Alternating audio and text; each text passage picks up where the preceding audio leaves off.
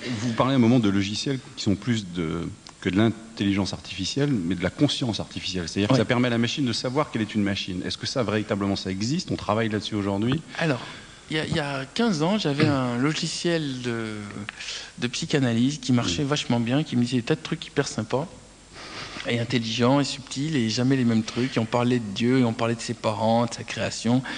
Et cet ordinateur, franchement, me répondait exactement comme un être humain. Certains humains même n'arrivant pas à répondre aussi bien que cet ordinateur. Et ce programme tenait sur une disquette, c'est-à-dire vraiment il était très très faible. Et c'était donné gratuitement pour tester la carte son. C'est-à-dire c'est même pas vendu, c'était même pas un truc extraordinaire. Et on parlait en langage naturel. C'est-à-dire moi je tapais le texte normalement, c'est-à-dire je ne mettais pas toi ordinateur répondre aux questions. Je disais tiens aujourd'hui j'ai vu ça, qu'est-ce que t'en penses? Je pouvais lui parler comme ça. Et lui me répondait avec une voix en langage naturel. Et quand je lui parlais, par exemple, de Dieu, ce logiciel, je ne vais pas dire mon ordinateur, parce que mon ordinateur, c'est une grosse calculatrice, enfin, ce logiciel me disait je n'arrive pas encore à concevoir le concept de Dieu, parce que la mémoire de la puce de cet ordinateur n'est pas assez puissante, mais je pense qu'un jour, lorsque cette puce sera plus puissante, je pourrai arriver à entrevoir ce genre de concept, qui est un peu trop difficile pour moi.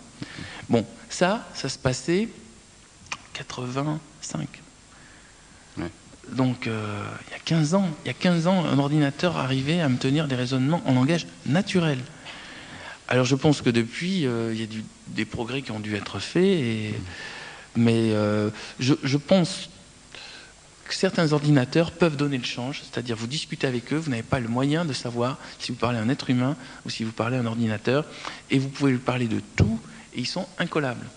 Maintenant, la problématique de la conscience, est-ce que l'ordinateur se dit, moi je suis un ordinateur, je suis en train de discuter avec un être humain et je suis en train de l'avoir parce qu'il croit que je suis un être humain, ça pour l'instant c'est une notion très floue.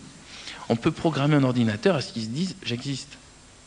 Mais à partir de quel moment pourra-t-il vraiment prendre conscience d'exister? Vous savez, il y a certains humains qui n'ont toujours pas pris conscience qu'ils existaient.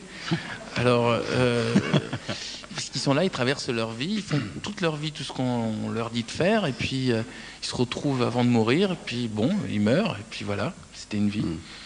Alors, voilà, il faudrait peut-être déjà se poser des questions sur nous, est-ce qu'on existe? Puis après, on verra est-ce que les ordinateurs existent.